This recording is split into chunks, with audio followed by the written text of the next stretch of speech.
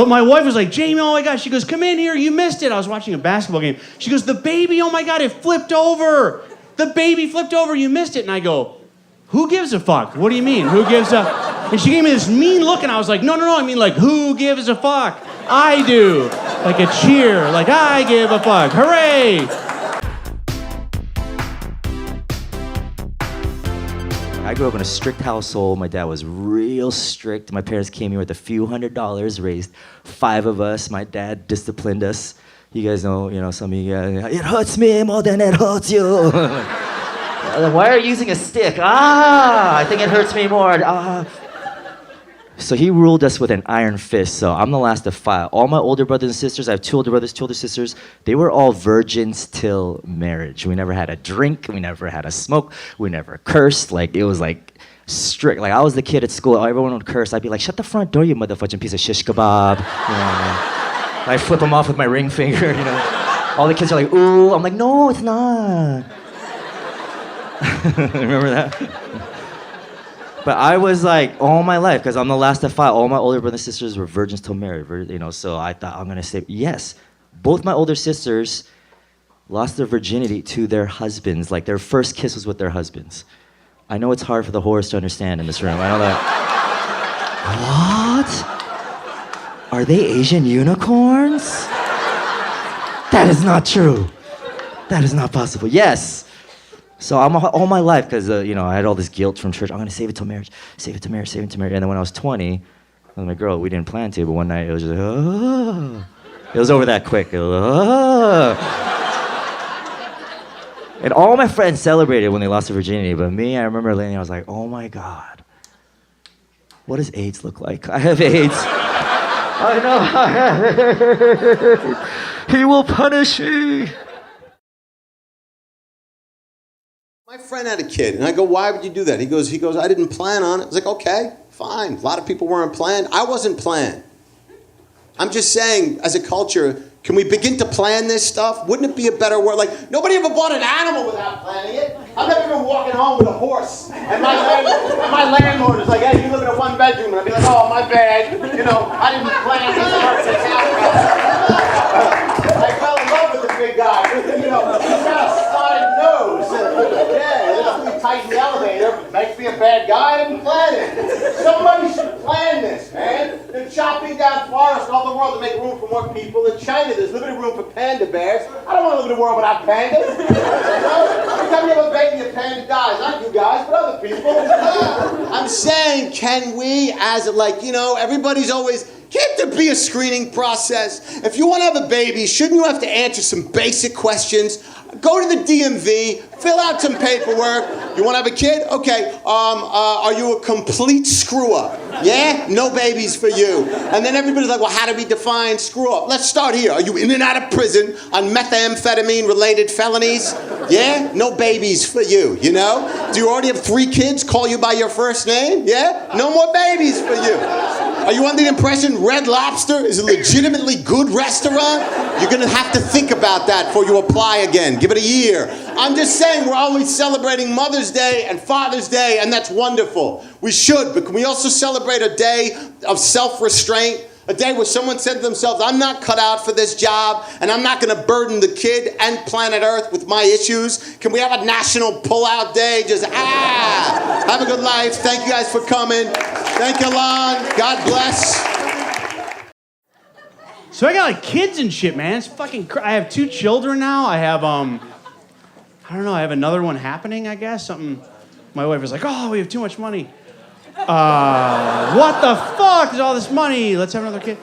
And do you know that kids do there's different things they have to, I don't know what they're called, rites of, okay, how kids crawl, obviously, you go, oh, good, our kid's crawling, he's not fucked up, do you know what I mean? You want him to crawl, you know what I mean? They crawl and they walk, that's important also. But do you know one of the ones at the beginning is turning over? Did you know that?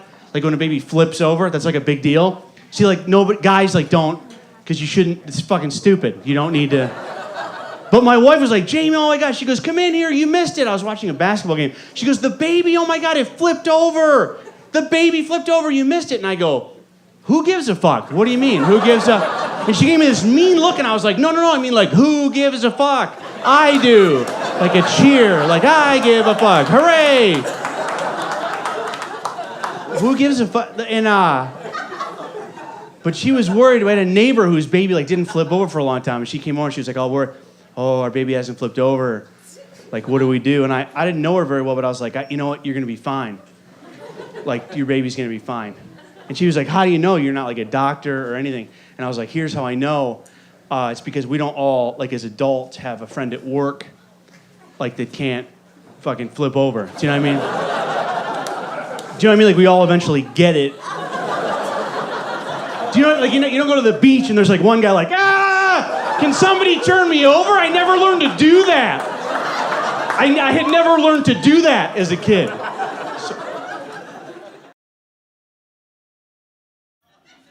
So just recently left a day job. I'm a former teacher, 12 years in the city, one of those hot teachers. And I'll tell you, worked for a small program called A Couple Kids Left Behind. Some great work with the Big Brothers, Big Mothers program. And I'll tell you,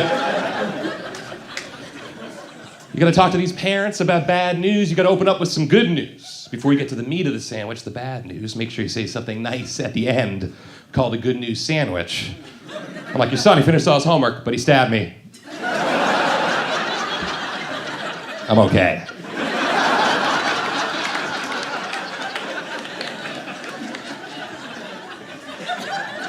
Here's a bad day at work. On a field trip, a little girl stepped in dog dew and then wiped it off on the back of my pant leg.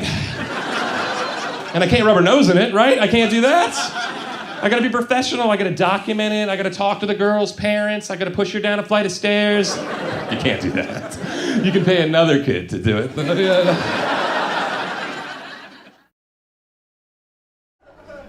I've always been kind of an uncool guy. Before I did comedy, I used to teach preschool. That's true. For real.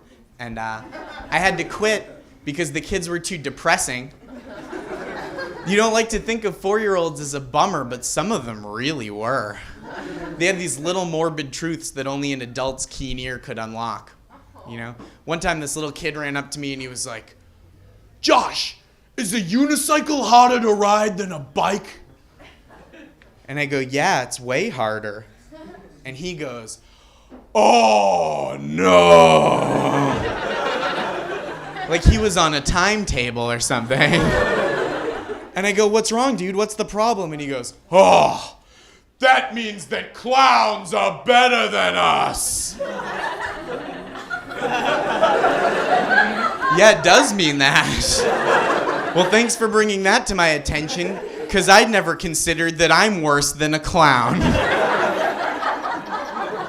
Now that's on my mind. The cutest kid I ever taught was the smallest. He was 3.5. The others were 4, 4.5, 5. And he had a very strong Mexican accent, which is very charming because when a child has an accent other than your own, it's like you're talking to a real live Muppet.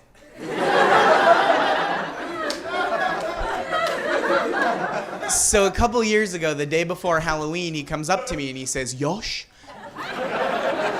Because that's how you say Josh with a strong Mexican accent. The J's become Y's, and I don't quibble or complain because I like the arrangement the Mexican people and I have with burritos, and I don't want to jeopardize that in any way.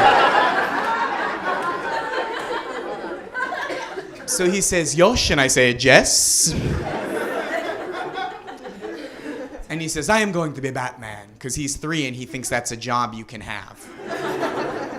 So I go, "Oh, you mean like when you grow up?" And he goes, "Jesus Cristo, no. I mean like right now, I am Bruce Wayne. But later, when I put on my outfit, then I am Batman." So cute, right? Next day, Halloween, comes in his bat suit, just happy as a clam, flexing. Till the middle of the day, I see him, and he's just crouched in the corner looking sad by himself. I go, "What's wrong, dude?" And he stands up, and I can see that he'd wet his pants. That's what I said, guys. I was like, "Oh no, did Batman have a little accident?" And he goes, "No, Bruce Wayne peed in my outfit."